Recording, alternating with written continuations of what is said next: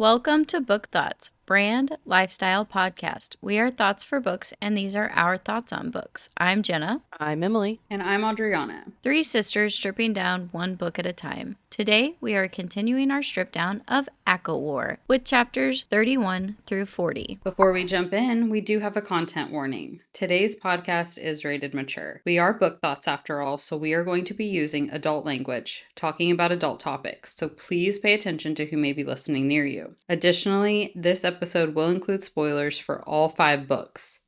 Each episode we will focus on specific chapters, but our conversation will include the entire series. Lastly, I'm just going to apologize ahead of time. Maybe we, but definitely these two, Emily and Jenna, will at least mispronounce a name or place. Emily will be leading this strip down, so strip it down, girl. Strip it down. Strip it down, girl. Strip it down, girl. Before I strip it down, though, just want to say thank you to Marshall's Brewing. We're actually recording this literally after the trivia night. It was a great trivia night. They're an awesome sponsor, and our code is still active. If you want sick merch, go to their website, Book Thots 10. You can get it. Not applicable to alcohol. Can't do drinks. Can't do drinks. Can't do it. Thank you to everybody that came out, and hopefully we get to do another trivia night with Marshall's Brewing soon. Chapter... Oh. What is that? Is a dog throwing up right now? Yeah, okay. Knew that was instantly a dog. That's crazy. Chapter 31. That's so Raven, it's the future Lincoln Z. That's so Raven. 2 ravens, to be exact. Okay, let's be serious. Feyre is running out of options to distract the ravens from killing/shilling her and Nesta, so she naturally goes with her riskiest option, aka running down to the bottom of the library, towards the dark, empty pit of despair. As Nesta and her sprint down spiral staircase after spiral staircase, the ravens taunt them, telling them the story of what happened to the youngest mortal queen when she went into the cauldron after Feyre and her sisters left Hybern. Well, it did not turn out good. Apparently, whatever Nesta stole from the cauldron made the cauldron a bit bitter, so the next one being dunked in, the cauldron bath, was in for a real treat. The next one, of course, was the youngest mortal queen. During her cauldron dunk, as I like to call it, she gained immortality, but since she valued her beauty, the cauldron took her looks and made her an old hag. Thus, the mortal queen and the king of Hybern want Nesta.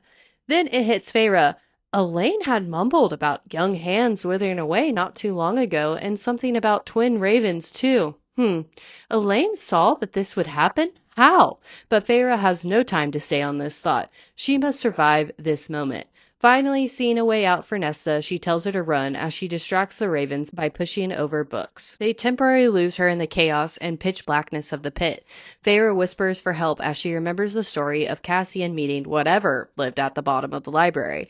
It responds to Feyre after it learns that she is High Lady. It takes some conversation, but she makes a bonded bargain with this thing to bring it company if it kills the 2 ravens. The thing tells her to close her eyes, and she does. Screaming begins. Lots of screaming. Hands pull her back. Familiar hands. Cassian's hands. Then Rhysand lands with a thunderous boom. He demands Cassian to take Feyre and Nesta to safety. Feyre opens her eyes to see Rhysand blocking her view with darkness, and then she hears the screaming continue. Oh my gosh. The only thing I pictured when you were like cauldron dunking is taking an Oreo and submerging it in milk. I'm so weird because when I do it, I make sure that the bubbles stop before I bring the Oreo back up. You have to smother it completely. I didn't even know the bubbles were a thing.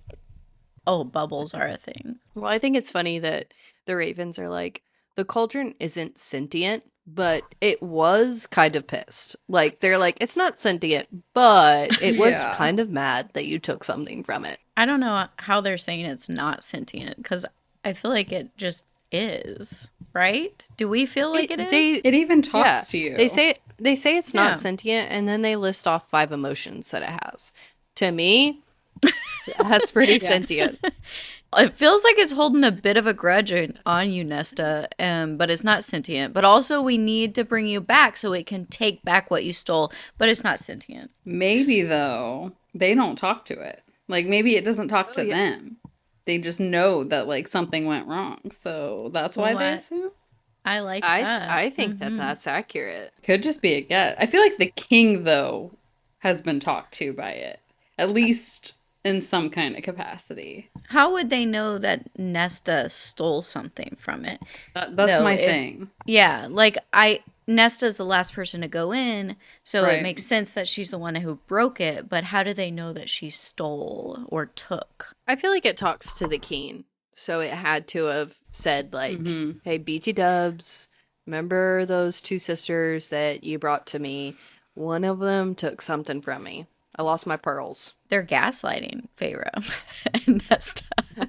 they're just they're just there to gaslight. Exactly. Like we can't show our hand too much, so it's definitely not Because sentient. either way, you start to find out that, like, the cauldron ain't working for the king the way he wants it to. So he's on the hunt.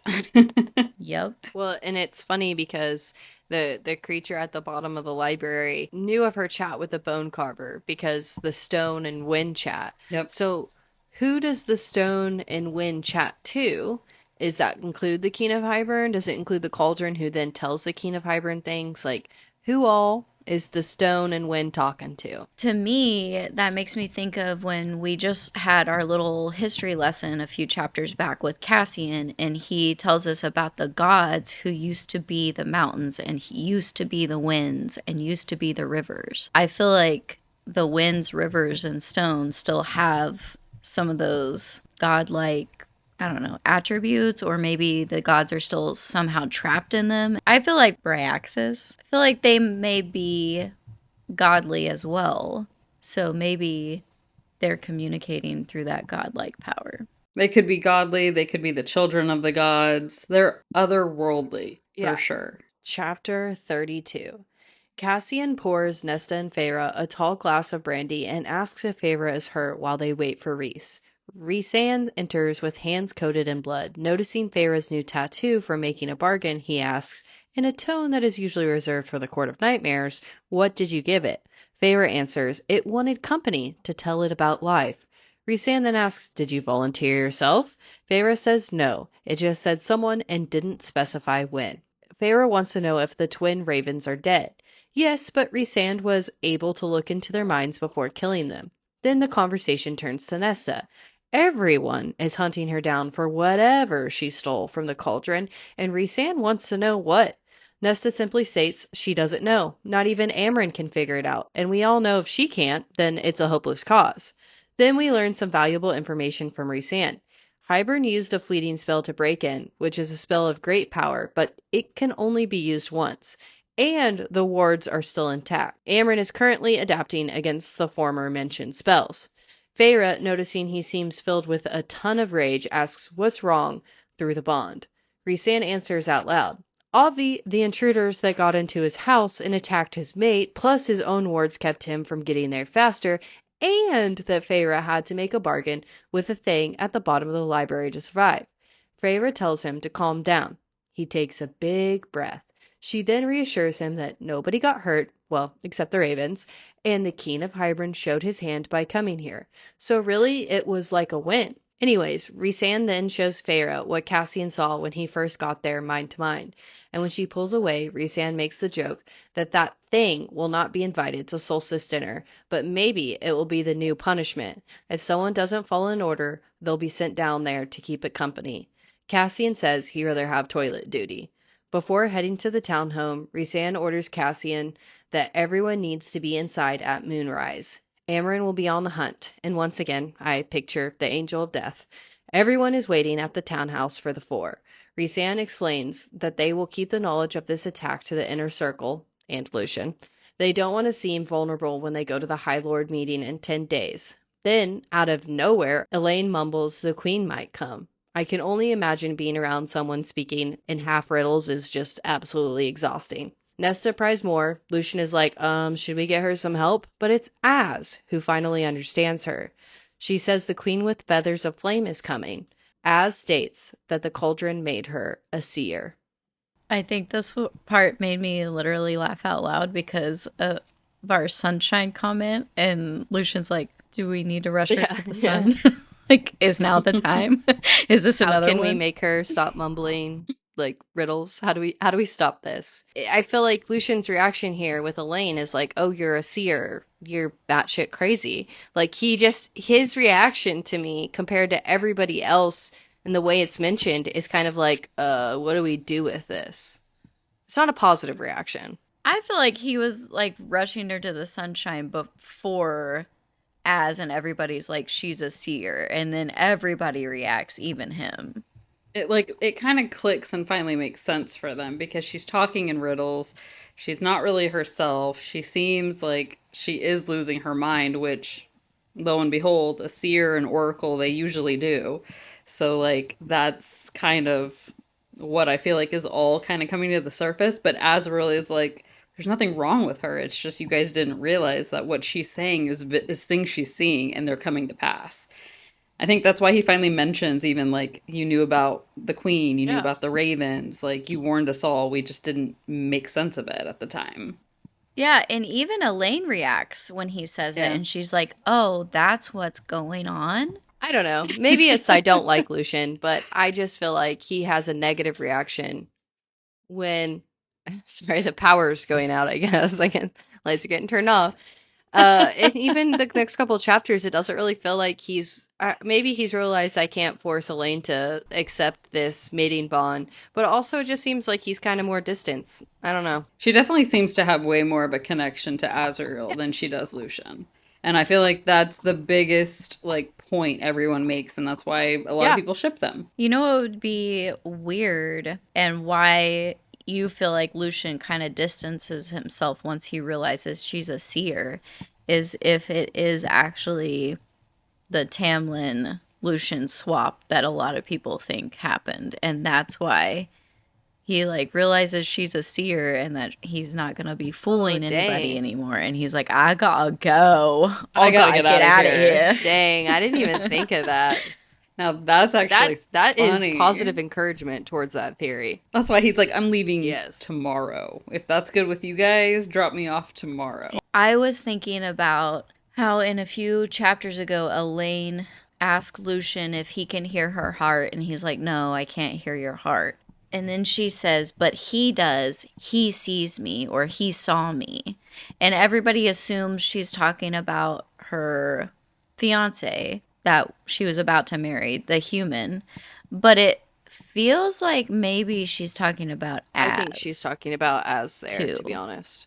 And I feel like they just have this really deep connection. And I don't know if it is platonic or romantic, but I do think they have something. I mean, that was one of my questions is going to be what is between Az and Elaine. And to be honest, I don't know if I'll know even after finishing these 5 books if it's platonic friendship, if it's romantic. I don't think I'll know until I start the next book. To be honest, I think I'd be making bargains just to get tattoos. Like, I would be going from bargain to bargain. Like, she has a freaking sleeve. And I'd be like, yeah, I've made a ton of bargains. It's like a mystery. You just put your quarter in and who knows what you're going to get. Could you imagine if you got something you didn't like too? And it was like it always appears on their arm, but what if it was like a forehead tattoo and it was just like barbed wire? It's not always on their arm. It isn't, because isn't Nesta's like on the middle of her back and she can't see it? Cassian's, one of them's on their back. I'm pretty sure. The 8-pointed star. You know, the tramp stamp's been rebranded. It's still in the place where the tramp stamp is. But the millennials have a new nickname for it. Hold on, I gotta Google this real quick and then we'll move on. Millennials are the younger generation. We're millennials. Oh, they're calling it a cake topper. That's funny. I hadn't heard that one yet. I'm gonna get one now. Gen Z, Gen X, millennials. Somebody's renamed it to cake topper, and I think that's freaking funny. It's hilarious. It's much nicer. Yeah, tramp stamp's kind of mean. Yeah, it's not great. Chapter 33. Feyre is like, oh yeah, I was coming to that realization when the 2 ravens were attacking, but of course Az is the one to figure this out because he too hears things others cannot. Elaine looks to Moore for confirmation. Moore studies her, then nods her head. Yeah, you're a seer. So then the group works together on getting to the bottom of what Elaine is meaning. The bottom line? The 6th queen is alive. The other queen sold her to a dark sorcerer lord. She now lives with him and other girls like her deep in an ancient forest on a lake. There is an onyx box that the sorcerer greatly possesses. The queen is a firebird by day and human by night. The other girls, like her, have feathers white as snow. Oh, and her name is Vasa, or Vasa, and she's from Skytha? Skythia? I mean, that's a word. I'm gonna go with Skythia. There's no other way to say it. I think that about sums it all up. Now, what to do with this information? Feyre thinks if they found her, they could convince the humans to fight with them, but Cassian thinks that's a big risk. Moore steps in to agree with Feyre. Cassian and Moore start bickering, and finally Baby, I need a napkin. You're off mute. Oh my god, it was off mute. I'm so sorry. Cassian and Moore start bickering, and finally Rhysand steps in to command Moore that it's not worth it and she will not be going on the hunt for this queen. But Moore doesn't back down because she thinks that Elaine is being sent these messages for a reason. If they don't listen, then there will be consequences. Then, out of nowhere, Lucien is like, I'll go. Rhysand is like, what makes you think you can even find this queen? And finally, we learn that Lucien's fake eye isn't normal. It can see things that others can't, like spells and glamours. So maybe it can help him find this lost captive queen as well. Everyone is like, are you sure you want to go? It's dangerous. Well, everyone except Elaine, who is almost back to her dreamy state. Lucien says he wants to help out, so he'll do it. Him and Rhysand decide to leave tomorrow after breakfast. Rhysand makes one final command to check the Court of Nightmares and make sure Kerr and his people weren't attacked. Then Rhysand, Feyre, and Nesta head to their rooms, giving Lucien and Elaine a moment alone. In their bathroom, Feyre washes off the blood from Rhysand's hands. He admits to wanting to feel the life leave the two ravens' bodies. He feels like he's let everybody down today. If he can't protect Hybern from coming through his front door, then how is he supposed to win this war and protect the people that he loves the most? Feyre reassures him that this isn't all on his shoulders and that he can't think like this or it won't end well. This is all Hybern's fault and they will find a way to win this war. Babe, will you give me some napkins? Babe, I need a napkin. He still hasn't brought me one. I'm so sorry. I literally checked if it was muted, and apparently when I did that, You unmuted definitely it. did. I could instantly hear again. You definitely So- did. We were so laughing. sorry. So Lucian's eye. Think back. Does this mean anything? Mhm. Do you think he's ever caught on to something that we haven't caught on to? And he doesn't explain Yeah. all that it can do. He just lists these two things that it No. can do.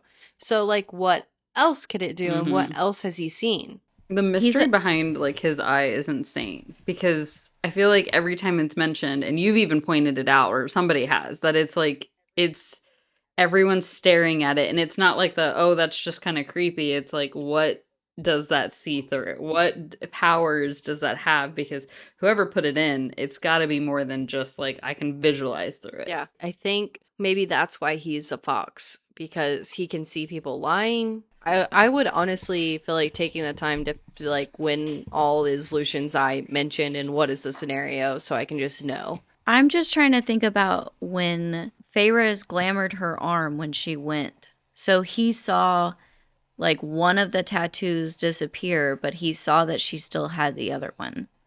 So that's why he was probably so suspicious of her the entire time and not accepting. It's a freaking circus over there right now. God damn. What were you saying? So that's why he was like suspicious. Yeah, and he didn't believe that she was actually there for Tamlin. This once again, I feel like gives us more details on Moore's powers because it's a way that Elaine knows to look to Moore to confirm that she's a seer. Mhm. Az is the one that says it, but she doesn't look to Az for confirmation. She looks to Moore for the truth. And Moore takes a second, scans her, and is like, yeah, you're a seer. So what does this mean for Moore's powers? I don't know, because it even says like Moore's mouth parts, which when I think about that, I think like a little bit of surprise. So she like looks and she's like, oh, I recognize it now.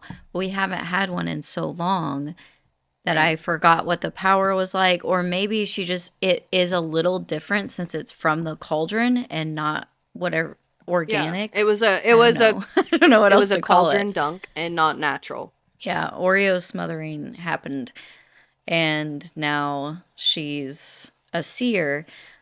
But I still feel like it's that gut pull for more. Yes. I feel like she's like, yes. Because she reveals the truth. I feel like she can scan you and reveal what is being hidden, what is actual true nature for that. And so when she's hearing what Azrael is actually admitting is before them, she's like, you're right, you're speaking truth because I'm now scanning you, seeing that, like, you're right. What her visions are things that we thought were nonsense, that she wasn't quite making sense coming out of the cauldron. We thought she was still processing, that she had broken because obviously she's now left the human world. She's Fae, and, she had a life there that she was looking forward to. Like, they just make excuse after excuse, and they just kind of like, oh, she needs to see doctors. And the reality is that she's just, her mind did break, but in a completely different way. And this was kind of like the gift of the The cauldron, way like you I'd have said. to immediately excuse myself from a room if I was in the room with a seer speaking in half riddles, I just wouldn't have the patience. I'd be like, say what you mean, please. Like, be specific. I don't know. I feel like I wouldn't have a lot of patience for Elaine. I think she's one of the seers that sees little Yes. glimpses. She doesn't get full pictures of anything. So if you've seen what is the movie? Encanto? Encanto? The movie, Bruno, he gets those visions, but he doesn't know exactly what they mean, when they'll happen, and he just sees these pictures. And I think that's the same type that Elaine is. So she is being frustrating to onlookers, but also she is giving everything that all the information she has, she's giving it Could to she you. also not just like respond to normal sentences at this point? Like, I know it talks about like her feeling like she's set free when they finally say you're a seer and something like changes within her and she starts to become a little more of herself. But like, I feel like they're asking everyday questions and she's like, and there's hands withering away. And it's like, we just wanted to know if you wanted coffee with breakfast, like truly. I don't wonder if it's just because she's still new, like she's newly born. So I wonder if she's just kind of like, in her mind, she's kind of feeling lost and she's not really sure what she's seeing is, like when you daydream or something, like I feel like it's just kind of clouding over like what's happening around her and she's not processing that what she's getting are like little visions or like little insights of something, but she's not connecting anything. So she's just kind of sitting there like aloof and we're all like, Yeah. honey, are you Yeah, no, good? Remember what Feyre turned into when she became Fae? She was a ghost shell of herself as well. She just didn't have Yeah. two sisters looking out for her because they said, fuck you, you're gone. You know, It's all traumatic what all three of them have gone through to in becoming a fae. Previous, during, and then now the yeah, no, aftermath. I'm not saying Elaine doesn't have excuses, and I think she is acting the way that she is because it is traumatic. But I am saying that I'm not sure I'm the person you want in the room when you're going through that. I also support your not having patience with Elaine because I feel like everybody is the nicest and most supportive to Elaine, and nobody else Yeah. gets that. Yeah, they show her more patience than anybody else because she's the middle sister. Okay, chapter 34. Amryn found no enemies on her midnight hunt. Not even little sleeping children, thanks to people marking their doors with lamb's blood and leaving out fresh jars of it for her to drink. Rhysand and Moore also worked with the priestess to make sure they understood the new wards and listened to any that needed to talk. This helped heal them and Rhysand and Moore's relationship. Lucian was armed and ready after breakfast the next day. He said goodbye to Feyre and Rhysand, but when the time came for Elaine, he did a bow with his head with sadness. Elaine showed no emotion other than a half step towards him when he winnowed away with Rhysand. Feyre was the only one to notice, and Elaine was gone before she could even offer her breakfast. Feyre waited in the living room for Rhysand to return, Nesta nearby studying. Nesta said that Amryn thinks she's getting close enough to try her strengths out on tangible things. Rhysand was back before long. He had dropped off Lucian on the edge of the mortal continent. His survival was now up to him. Rhysand and Feyre barely got a moment to flirt before Amren busts in. The summer court is under attack. It's seriously crazy how parallel Amren's character is to things in the Bible. Oh my god, yeah. Because even with the coding of the lamb's blood, like, please no, don't come here, or don't take our firstborn. Here's an offering for you to That's drink why I as said well. that. Like, she didn't even Yeah. find little children sleeping in their bed. Yeah. And we also spoke of Prince of Egypt last episode. And Yeah, here we did. another We reference. did do Now that. I'm kind of on your husband's side, my brother, because there is a scene with the lamb's blood being painted on the doors, and now I think maybe you should be 18 to watch that movie. They do kill the firstborn son of every household that doesn't do it. It is very dark. That part is hilarious that they paint their doors. Yeah, so funny for them to protect. No, I just mean yes, it. they're like no, yeah, Taken straight no out. chances taken here for the people of Valaris. Do we think that there is any meaning behind Elaine's step towards Lucian, or do you think, Rhysand takes the time a couple of chapters ago to explain to Feyre that this is like a physical thing and not always emotional and mental. So do you think her step towards him was solely a physical reaction? That's hard because the bond is there, but at the same time, was she wanting to say something? Because that's how Feyre describes it. Like if she wanted to say something, but she held back. And the whole time, because she now can see things, they're like, is she wanting to say something, warn him of something, or warn even everyone else? But at the same time, she can feel that tether, but she just doesn't want to tug back. This is just the first reaction we're getting of her with him. So it could be that she saw something about his leaving and she's like, maybe nope, I guess not. See you later. Like, maybe I'll tell him about it. Who knows? I don't know. I feel like it probably is just a physical reaction to the bond because emotionally Elaine isn't even there for herself currently. Chapter 35. They had not seen Hybern's first move, so now they were a step behind. Cassian and Az enter the townhouse, and Cassian asks Amren if Tarquin has asked for aid. Amren said she got the message and nothing else. Then Cassian asks if the Summer Court had a mobile fighting force ready. Rhysand answers this time. No, and his armada was dispersed along the coast. Az adds that his terrestrial army was moved to the Spring Court after Feyre. They only have 20 fully armed ships in Adriata. Amren doesn't know how many from Hybern have attacked. The message came from Varian as a warning for her to prepare her own forces. Feyre declares they cannot leave Tarquin to defend on his own. Rhysand looks to Cassian and asks how many Illyrian legions are ready to fly. Everyone jumps to action. Rhysand winnowing Cassian to the Illyrian war camps to command them, as winnows with some of his most trusted spies to the Summer Court to scout what awaits for them. Amren is to stay in Valaris to guard the city and Feyre's sisters. Mor and Feyre, armed and ready for battle, wait for the order that they can leave from the townhouse. Nesta asks Feyre if she will fight. Feyre responds she will if it's required. Nesta asks what does Feyre know of battle. This time Mor answers for her, saying, we know plenty. Rhysand sends a distracted message down the bond that it's time for them to come. Mor says a cocky remark to Nesta, then grabs Feyre and they winnow. Boom! They land with a perfect view of the city. It's a battle scene straight from your nightmares. People screaming, swords clashing, smoke rising from buildings, and the bay water is stained red with blood. Feyre was not expecting this scale of destruction and terror, and Mor was not ready to be back in another war. But ready or not, it was here, so now they must fight. Their first order was to go help reinforce the palace. Mor lays down some ground rules for how they will fight together. Then they winnow together once more. Mor must have been to this palace over the years because she knows where to precisely land. Feyre and her realize the High Fae have barricaded themselves on the upper floors, while the Lesser Fae have been left to fend for themselves. Mor tells Feyre to prepare herself. 50 Hybern soldiers are on their way up the stairs. It's time for them to get their hands dirty. I find these next couple chapters very emotional. I get a little sad when Feyre realizes dang, not even her warrior trained friends want to be in a war.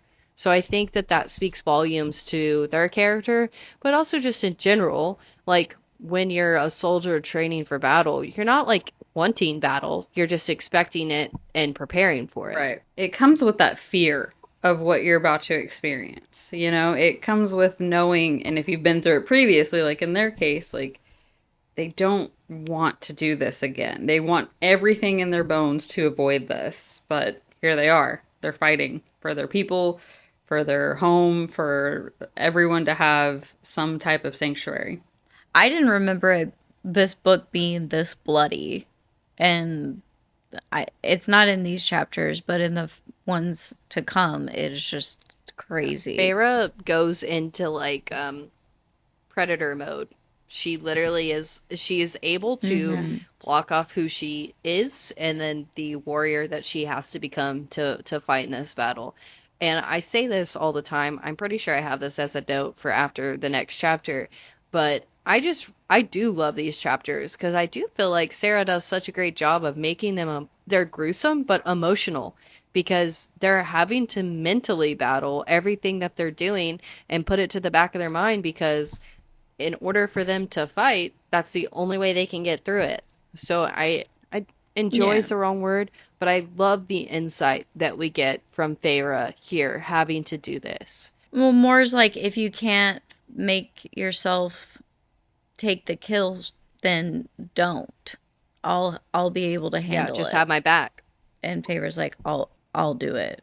On a brighter note, I love that Cassian doesn't pry further on why Varian, is the one to tell Amryn of this. He's like, not really relevant right now, so I'm gonna ignore it. But Amryn, I know for a fact you don't have friends, so yeah, like calling her crazy out. that's what happened. But he's like goes full general mode, so he's like, you tell me your facts, you tell me your facts. He doesn't stop on the emotional stuff. He's like, just give it to me. But I just feel like for Cassian's character, there has to be a small nugget in the back of his mind that like Amryn said friend.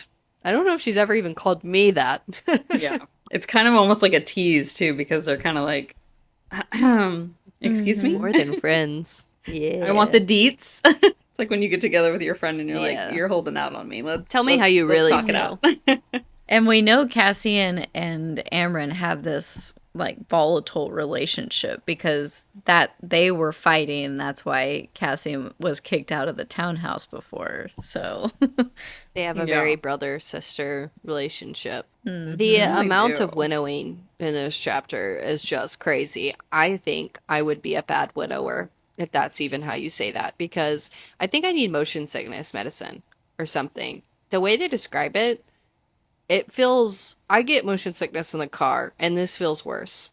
This seems worse. I think that these chapters also really bring to light, which I forget constantly, how powerful Moore actually Yes. is. Because she's winnowing and taking on just as much responsibility as Reese, pretty much. She's not winnowing in a whole army, but she is the first time you have to get to see her, or it's the first time you get to see her be a soldier. She's terrified for her friends. She could care less about her father being a part of this, other than he's just providing an army. She doesn't even Yeah. want that, really. She's like, is there any way else we can win this war without him? All right, chapter 36. Let's do Chapter it. 36. So Feyre decides to debut her battle skills with a bang as she sends fire down the throats of two Hybern soldiers. She doesn't stop there. She kills another by drowning them on dry land. Moore makes a joke about not getting on Feyre's bad side, but Feyre doesn't even laugh. She is all business. They move from room to room to slaughter and slaughter, stumbling upon a room that Hybern soldiers have taken it upon themselves to commit horrible acts for pleasure. Moore and Feyre take extra time killing the bigger offenders, leaving two alive for the fairy survivors to take their own vengeance. They continue their slaughter, and I say slaughter lightly because we're on their side, so it's still slaughter, but like a good slaughter. Anyways, Moore and Feyre completely clear the palace of Hybern soldiers. Now they move outside, and outside the sun is beating down on them as their own sweat mixes with the blood of their enemies. Still, they continue, fighting physically, magically, and mentally. They finally get a small break in an alley, so Feyre takes the time to speak to Rhysand down the bond. His mental fortress is so strong that she can't even get past it. She puts a hand on the wall and a small crack lets her in. She is no longer seeing herself in the alley, but in Rhysand's mind, seeing through Rhysand's eyes.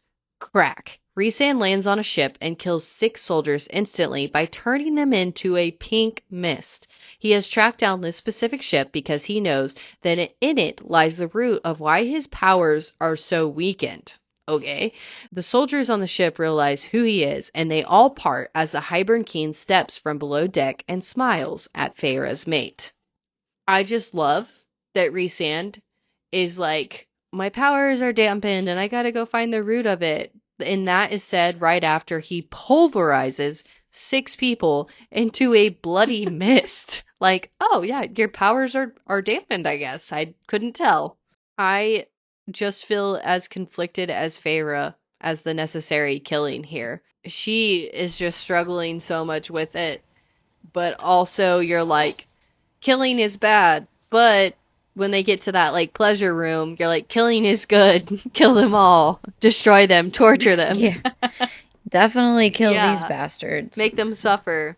Could you imagine being the like other soldiers here that are from the summer court and they're just like, what the fuck are we doing here?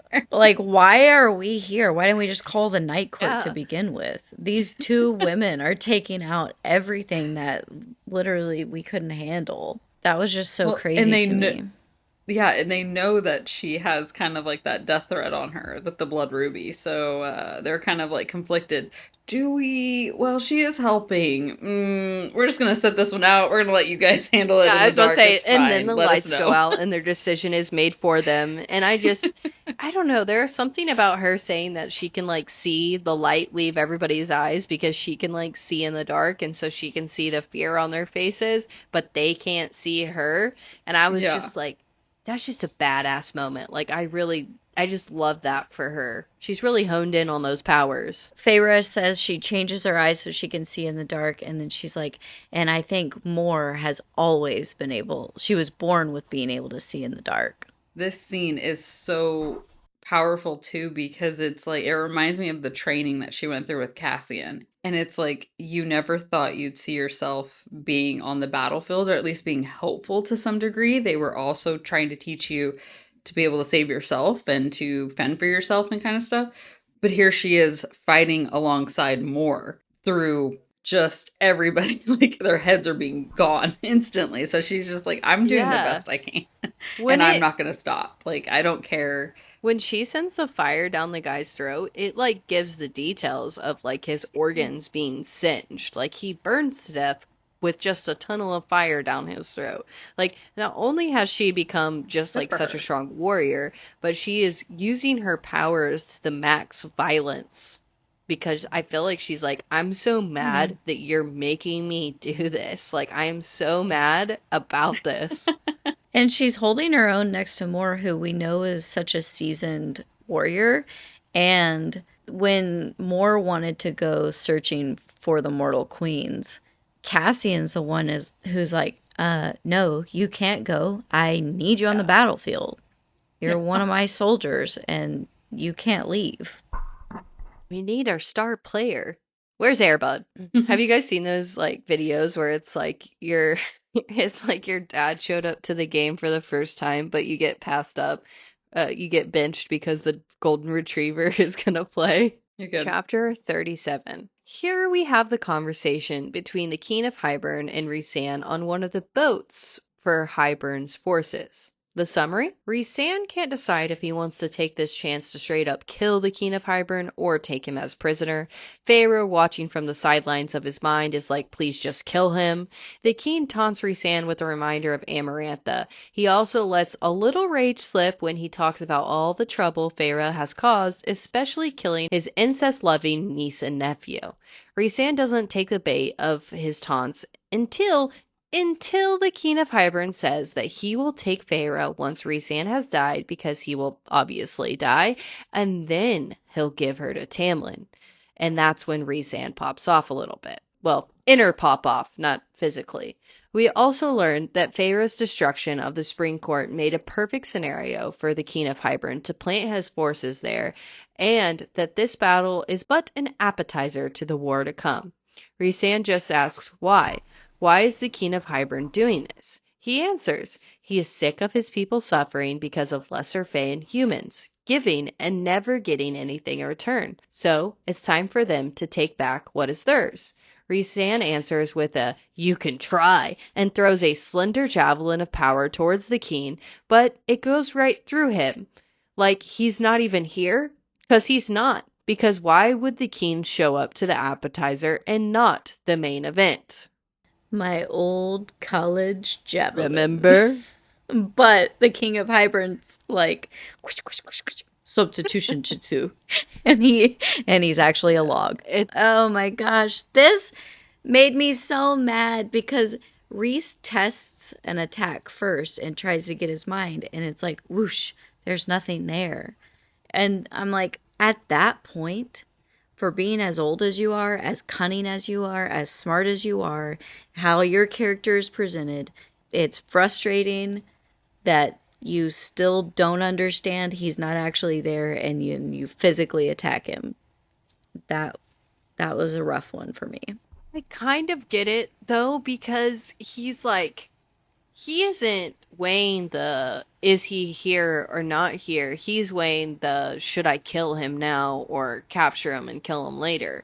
I feel like he's so focused on that mission that he's like, I mean, he's the king of Hybern. He's cocky. Surely he's going to show up to this battle. I don't know. I feel like he was distracted, and yeah, he should have known. But I don't feel like it's as stupid as a mistake as the spotlight being on the cauldron earlier when they got fooled at the King of Hybern's palace or whatever. Yeah. Well, he's too distracted by his powers acting funny. So he automatically knows, like, he has a short window here. It was just frustrating for me. Yeah, no, definitely. Is it not crazy that the king is like, I'll take Feyre from you, Rhysand, when you're dead? And he's kind of like, okay. And then he's like, and then I'll give her to Tamlin. And that's when he rages. He's like, oh no, like, King of Hybern, you can have her. But Tamlin can't have her. That is kind of funny. He's not worried about the abuse suffered at the king's hand. He's more worried about the torment of sending his mate back into that territory with Tamlin. He knows that she doesn't want that for sure. Oh, yeah. But she might like the King of Hybern's place. I'm like, what? Maybe he thinks he's not even worried and Feyre can beat the King of Hybern, and he's not worried about that. Because he knows if he dies, it'll be in sacrifice for somebody else to kill the King of Hybern. But I don't know. Does it? Why are you choosing to get mad about Tamlin? I feel like it's just because it's personal. Like, King of Hybern, it's all business. Like, you're trying to rule the world. I'm trying to stop for a moral cause. But with Tamlin, he took my lady. Like, it's just personal. Do you feel bad for Hybern's people at all? Is it something like you group of people are so wrong in your ways that you deserve to kind of be sectioned off? If you want to think like that, then you get to live in your little bubble, and that's the way it's going to be. Or is there any sympathy at all that's like, I am sorry that you're so secluded, but you did it to yourself? Question mark? For me, it's exactly like the people that are stuck in the Hewn City or the Night Court and not allowed in Velaris. Yeah, you're in a bad spot and you're stuck, and some of you want to be there, deserve to be there, and I'm sure that there's people that don't, but what do you do? I bet you have both sides, but at the same time, like, the king is just adamant about not wanting to join forces to live and work among the humans, which we don't know much about his land other than it's over the sea. Like, it's not connected to what we know of Prythian and the mortal realm. So, like, he's just I just pissy. feel like there's a point where your thought process is too dangerous to the greater good. So if you have to live on an island by yourself for the greater good, then that sucks. But that's a sacrifice. I guess your continent is just, Well, and that's Rhys's point. That's why he says why. He's like, we invited you to this. We wanted you to be a part of this. We wanted you to change your ways and be united in this with us with the wall up. And Hybern's like, that's not how we're supposed to live. We're supposed to rule over these creatures and use them however we want. Bad. My old college javelin. Remember? We know that the wall wasn't supposed to be permanent though. So I do kind of get the King of Hybern not wanting the wall up, but I mean not for the reasons he doesn't want the wall up. I don't think the humans should go back to being slaves and everything, but the wall was supposed to be temporary while everybody got to where they could play nice. And he's not doing that. So I don't know what my point was there. I just wanted to talk in a circle real quick. You can continue. No, I think that's a great point. Like the political landscape is like the King of Hybern, whatever happened in the past war came to terms that he accepted, and then the terms never came through, which is crazy because he was alive through all of that, so he could have reminded people but chose not to.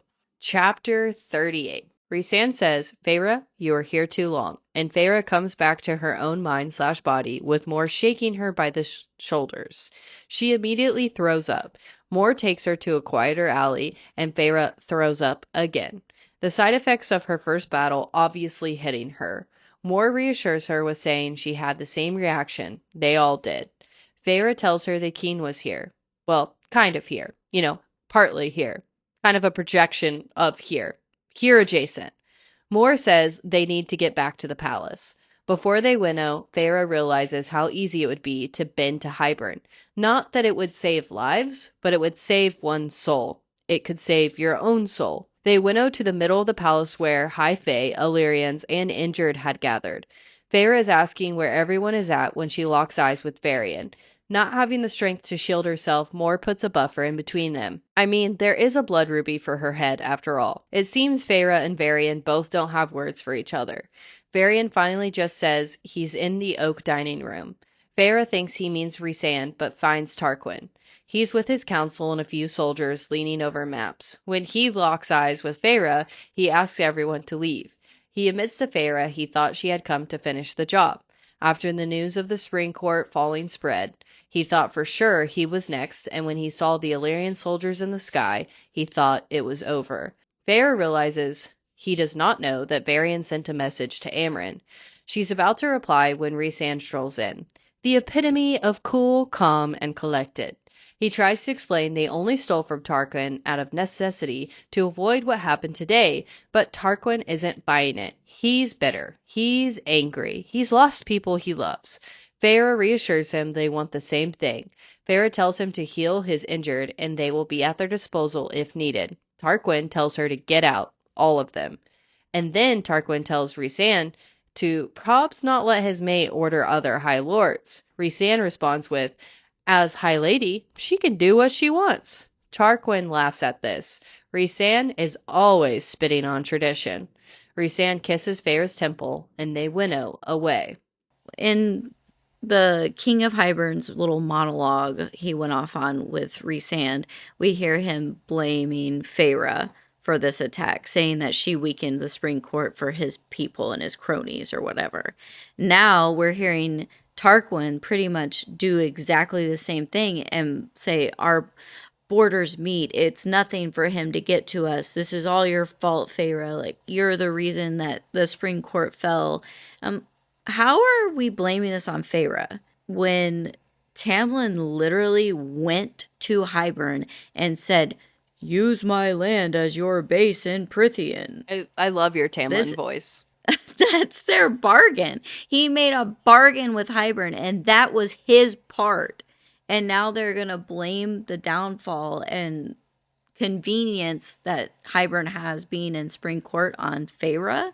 No. This is kind of big that Feyre and everybody around don't say, actually, Tamlin fucking betrayed all of Prythian, and this is what he did. They keep their mouths shut, and they let them blame Feyre. Obviously, Hybern knows what happened. Him blaming Feyre is probably just trying to get under Rhys's skin, but Tarquin, I doubt he knows It's any like of that. Feyre needs to take her own advice here, because earlier she's telling Rhysand, like, this isn't all on your shoulders. You didn't do anything wrong. Hybern is the enemy. He's the one that's doing everything wrong. And I feel like here she does take a second to be like, oh my God, I am the one that made the Spring Court weaker. But really, no. Everyone remember that Hybern is doing its own thing, but yes, that Tamlin made the bargain. I wonder how they mark that, by the way. Like, does he have a tramp stamp, or what did we call it earlier? No, it's only the Night Court that's Well, a thing. I'll So tell I you don't what, know if what I was a happens High in the Lord Spring and Court. I would look at all the other courts of things we should do better or like them, the first thing I would do is we are going to now mark our bargains with tattoos. I think the Yeah. hardest part is seeing Tarquin see all of this through the lens of hurt Yeah. and betrayal. Oh, Because reality is like, yeah, you would in any normal circumstances, if you are under the assumption that he knows that Tamlin and Hybern are kind of working together. All he's focused on, and when I'm talking about Tarquin here, is that he's focused on, well, you basically infiltrated my court. You stole from me. You lied to me. Now I'm afraid you're coming to finish the job because all I've heard is what you've done to the Spring Court. So I feel like you and Rhys have been lying to us this whole time, and you have this whole other agenda. So I can't really trust you when yeah. they've hurt their biggest Tarquin ally doesn't here, you know?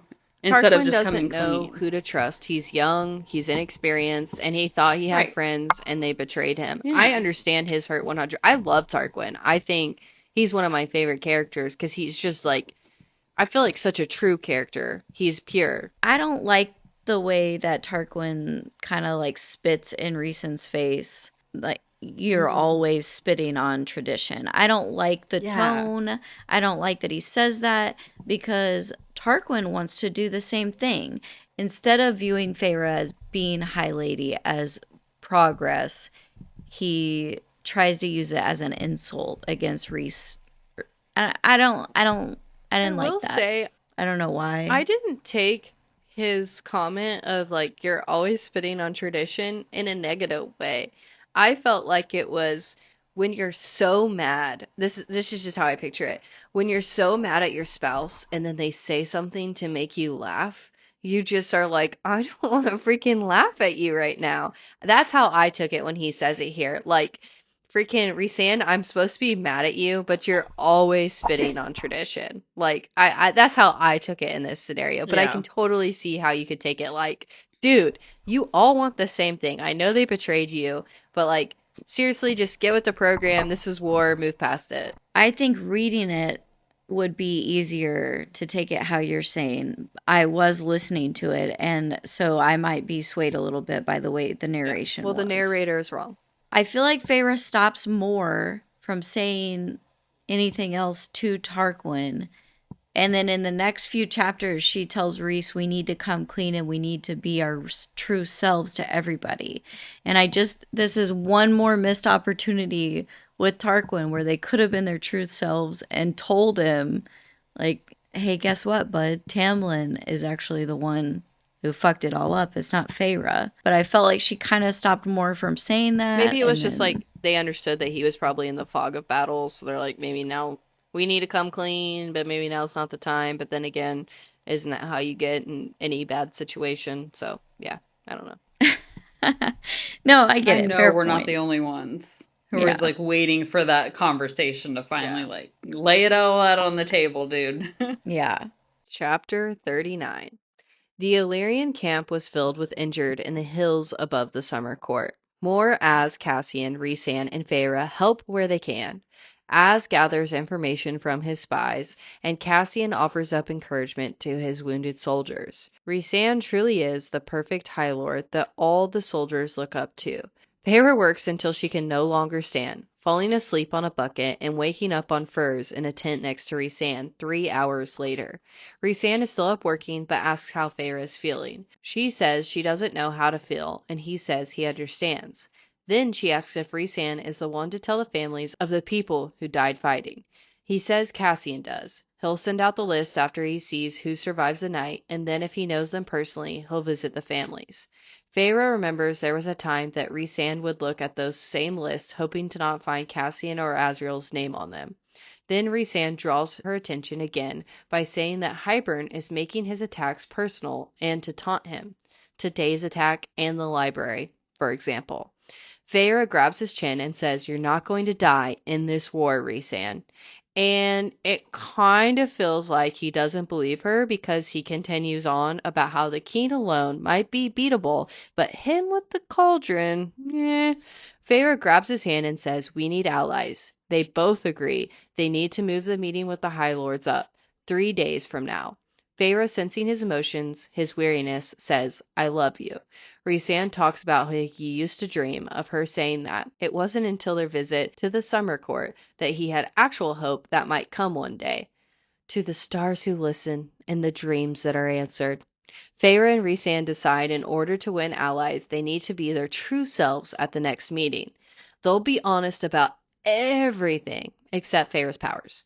Showing Feyre's powers might put Baron's panties in a wad. Feyre asks if there's any word on Draken and Miriam. Rhysand says Az has found nothing, and that they should have probably come up with some way to communicate if they needed each other before they fell off the freaking face of the earth. And I can't help but agree with that. Finally, Feyre asks if all goes right. They find Miriam and Draken, and Lucian gets the Mortal Queen. Will that be enough to fight the King of Hybern? Rhys just says, "It might have to be." Perfect. Love the confidence. And at this confidence, or lack thereof, in the middle of a war camp, Feyre thinks it's the perfect time to worship each other's bodies. So hopefully, in one of Rhysand's magical sound barriers, they have some sexy time. The next morning, Rhysand, Feyre, and Mor winnow back to the townhouse. Cassian goes to speak with some of the fallen families, as helps lead the Illyrian forces back home. When they arrive, Amren and Nesta are instantly demanding what happened. Rhysand, ever so politically, tells them there was a battle, they won, Tarquin took hits, but Cressida, and Varian remain alive. Nesta still isn't satisfied and asks where is he? Everyone is like, "Who? You care for no one other than Elaine." She responds, "Cassian." Oh. Mor snaps that he is busy, and that when he comes back, Nesta better keep her forked tongue in her mouth. Rhysand kills the tension by ordering Mor to let the High Lords know that the meeting is being moved up. She leaves. Amren and Nesta go back to their history lessons. Feyre asks down the bond to be taken to the prison right now. Right, stat now. Mor's response to me right here is just sisterly. It's like, you have been a total bitch this entire time, and you're not going to just get sympathetic just because we just got back from battle. You are not going to play with my best friend's feelings like that.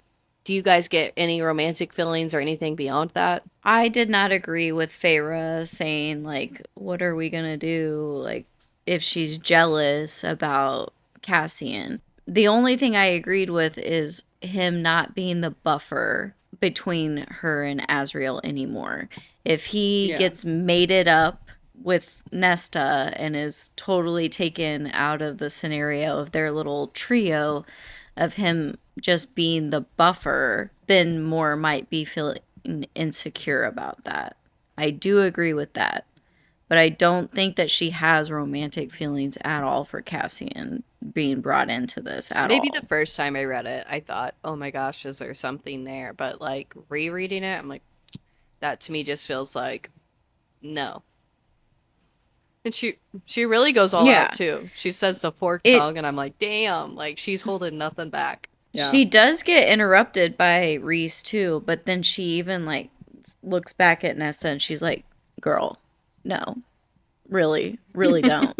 I'm watching you. That's my brother," kind of Yeah. thing. Would not want to be Cassian in this chapter, not because of Mor and Nesta arguing about him, but because of having to go to the families of the on the list that he knows and have to tell them all that. Don't sign me up. I don't want to be a part of it. No, thank you. Good that he can be that leader and that commander. Not for me. No, thank you. Sexy time in a war camp.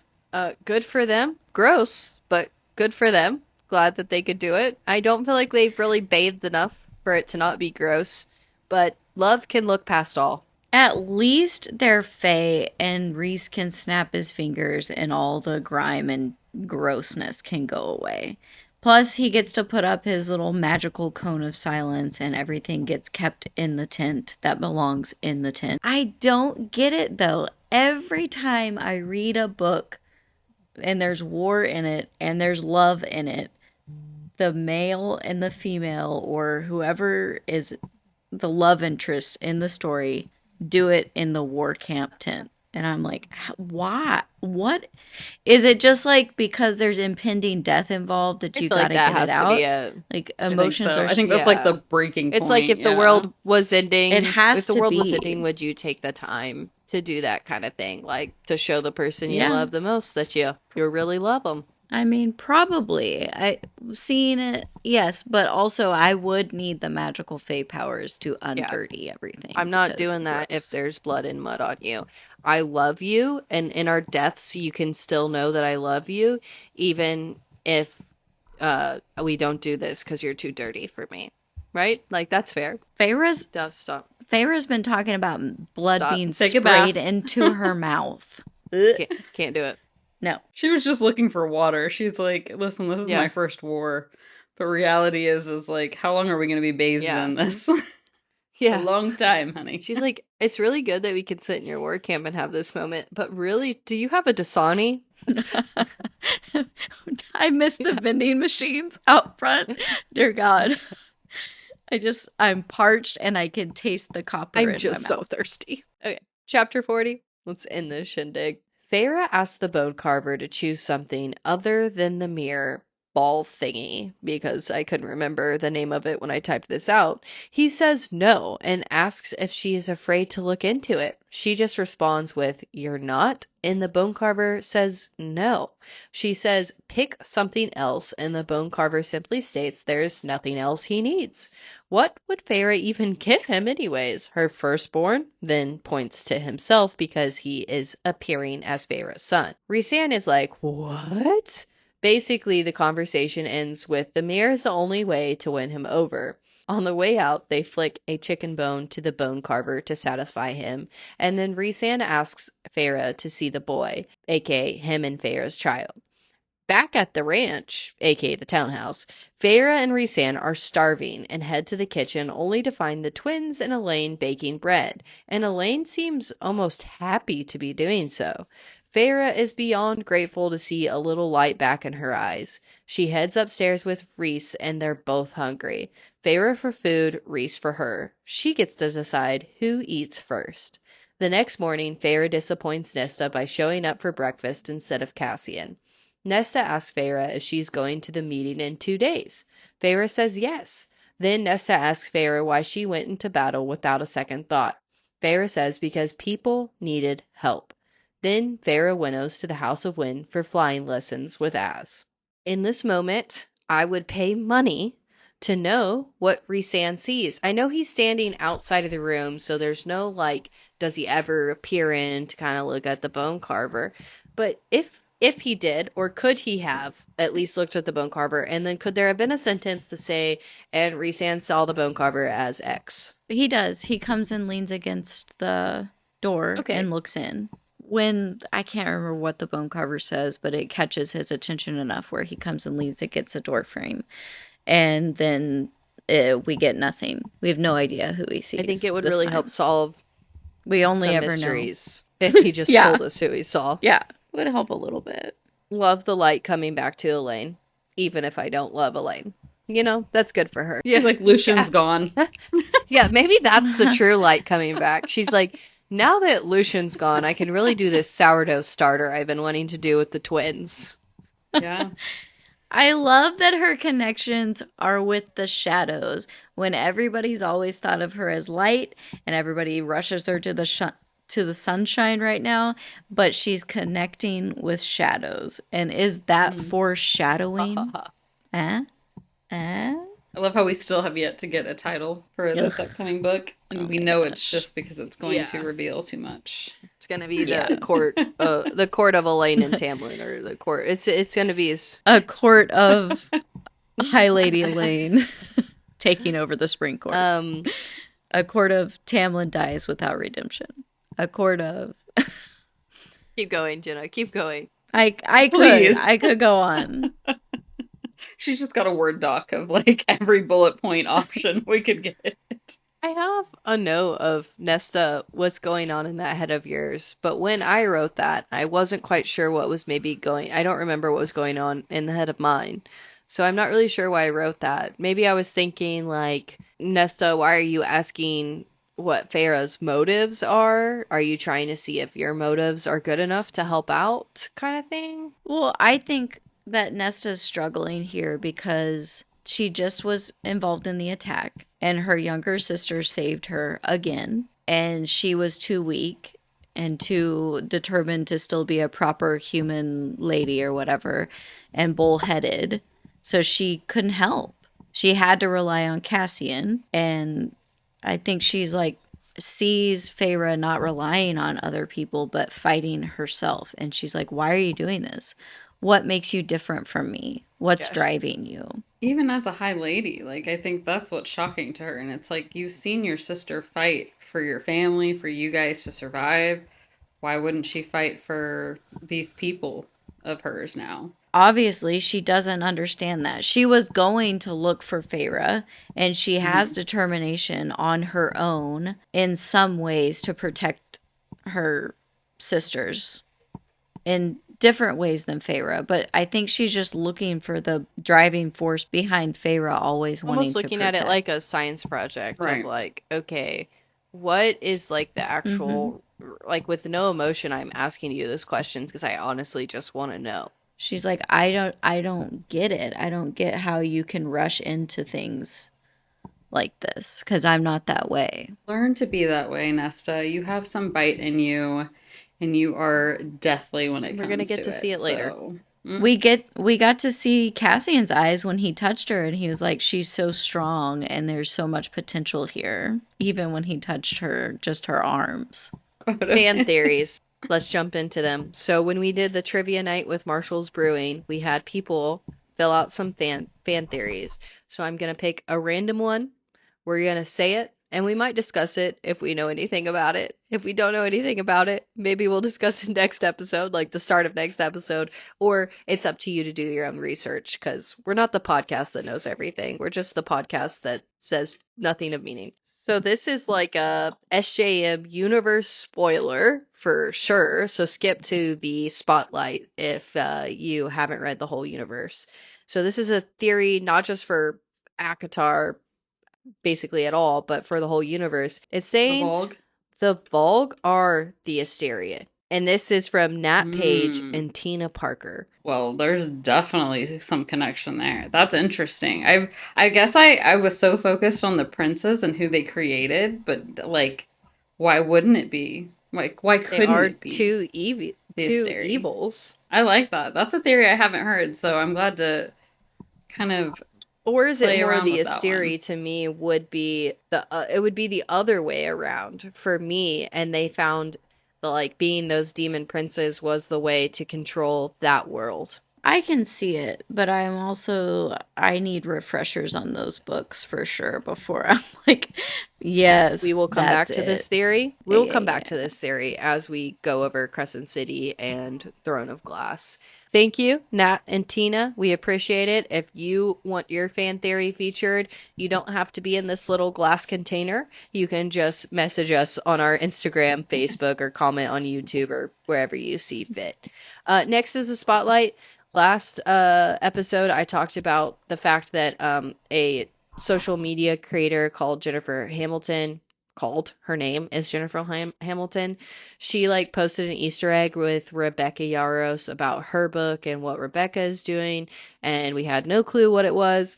Well, she did officially announce like within 24 hours, so she did not leave very much time for people to speculate what it meant. And she even talks about that like, so sorry if you guys are really into the Easter eggs. I'm just gonna put you out of your misery. Rebecca Yaros is going to be a moderator in Colorado for Jen Hamilton's book about birth. So I find that kind of cool. Just shows you the book community is really just wants to support each other across the board. Rebecca Yaros writes in a lot of other different categories, and then Jen Hamilton has a book called Birth Vibes that is about birth. So it just kind of shows everyone's willing to support each other. So I thought that was pretty cool. Now let's wrap it up. Thank you so much for listening. Next week, we will be interviewing Victoria Levine, author of Not That Kind of Proposal. Tune in every Tuesday on YouTube or wherever you get your podcasts for new episodes, and be sure and hit that follow button to stay up to date on all things Book Thoughts.